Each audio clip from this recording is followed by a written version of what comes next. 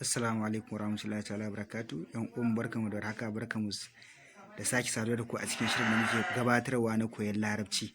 Insha Allah subhanahu wata'ala yau za mu yi magana ne akan kalamai na soyayya masu zafi. Ya zaka ce ko ya zaki ce, ya zaki magana na soyayya.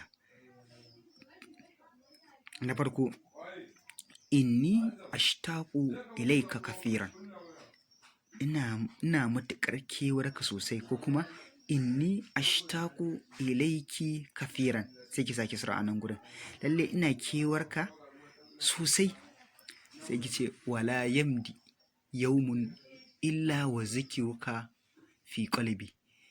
Ba wata rana da za ta wuce face ambatanka na cikin zuciyata. Ko kuma wala yamdi yawmun illa wa zikruki fi qalbi. Ba wata rana da za ta wuce face ambatanki na cikin zuciyata.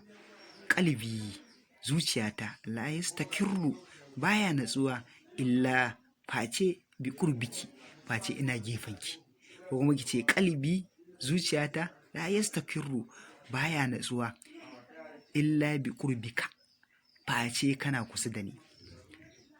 Sai ki ce kullama, duk lokacin gifta da ka rabu da ni, ma'ana ka tafi baka nan, za da shauƙi ilaika, soyayyata tana ƙaruwa zuwa gare ka ne.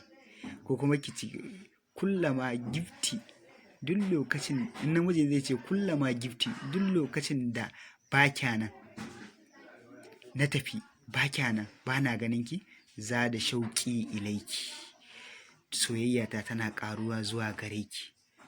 Wassalamu alaikum wa rahmatullahi ta'ala wa barakatuh.